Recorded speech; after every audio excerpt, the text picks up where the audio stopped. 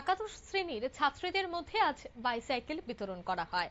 ছাত্রীদের হাতে বাইসাইকেল তুলে দেন তেলিয়ামুড়ার বিধায়িকা কল্যাণী সাহা রায়।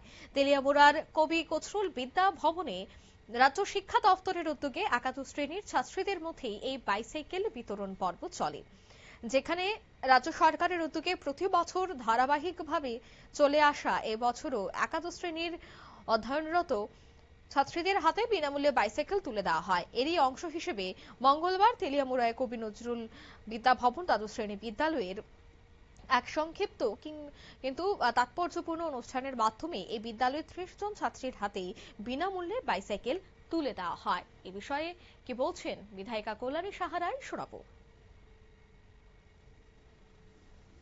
সাথে আমরা অলরেডি হয়ে গেছি। আজকে জেলা ভিত্তিক বর্ষামঙ্গল অনুষ্ঠান হবে, বর্ষা ঋতুতে সেটা হয়, এবং তারই মধ্যে আমরা আরেকটি অনুষ্ঠানের এখানে আমরা আয়োজন করতে পেরেছি। সেটা হলো আমাদের প্রিয় ছাত্রীরা যারা ক্লাস 9-10 পড়ে, তাদেরকে আমরা বাইসাইকেল বিতরণ করব। বাইসাইকেল বিতরণ আমরা করে নিয়েছি ইতিমধ্যেই। রাজ্য সরকার, রাজ্যের মাননীয় শিক্ষামন্ত্রী তথা রাজ্যের মাননীয় মুখ্যমন্ত্রী প্রফেসর ডক্টর মানিক সাহার নেতৃত্বে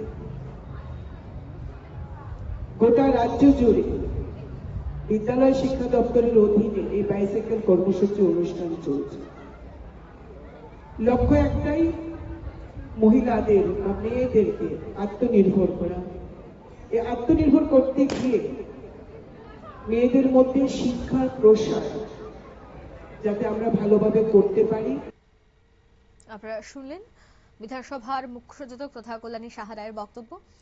অন্যদিকে অনুষ্ঠান অতিথিবৃন্দরা ছাত্রীদের হাতে বাইসাইকেলটি তুলে দেন। এদিন মোট ৬৭ জন ছাত্রী এই সরকারি প্রকল্পে আওতায় বিনামূল্যে বাইসাইকেলটি পায়। অনুষ্ঠানে বক্তব্য রাখতে গিয়ে বিধায়িকা নারী ও শিক্ষা সশক্তিকরণের লক্ষ্যে একাধিক জনকল্যাণমূলক প্রকল্প বাস্তবায়নের কথা তুলে ধরেন।